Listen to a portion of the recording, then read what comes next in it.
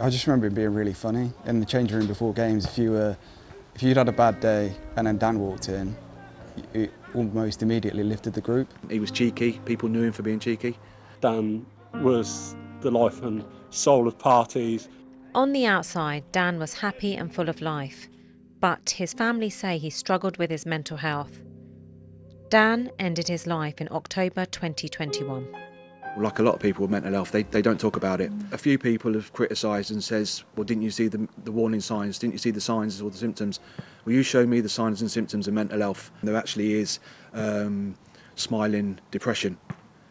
And that's what we think Daniel had.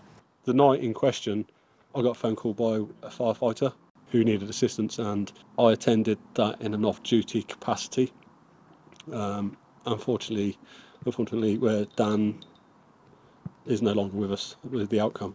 Shortly after that, I left the fire service due to PTSD. When he unfortunately did pass away, I just thought I can't stand here and do nothing. So on behalf of the community, I wanted to set up something just to give people a place they could come, hopefully enjoy themselves, whether it was to escape the world for an hour, meet new people. It was just to give men an opportunity to talk openly about mental health. Football was a passion of Dan's, and it's here on a Friday night that it becomes more than just a game. I think there's a massive stigma around mental health. I've suffered myself with mental health, and there's other people here that I believe have as well. But when you're all together as a group, you know, there's more people there to support and you talk to, you know, are you all right, are you okay? We sort of communicate a bit more. It's a really good way to exercise. The competition gets people involved and it gets people in the game.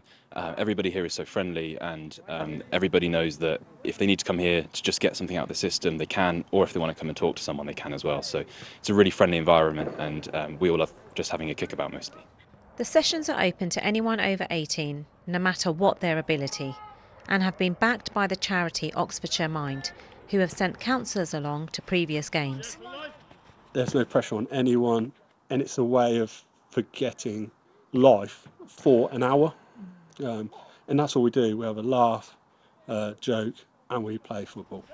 This weekend, Football in Mind are holding a charity event in honour of Dan, raising money for the Thames Valley Air Ambulance and Calm.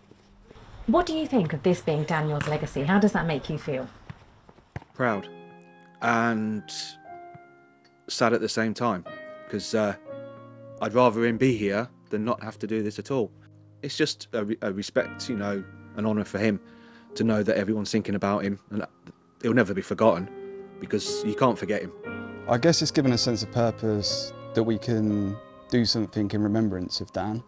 And I think that's the biggest driving force of me doing this, was just to sort of open people's eyes up to what can happen, and hopefully it's given people a chance to talk.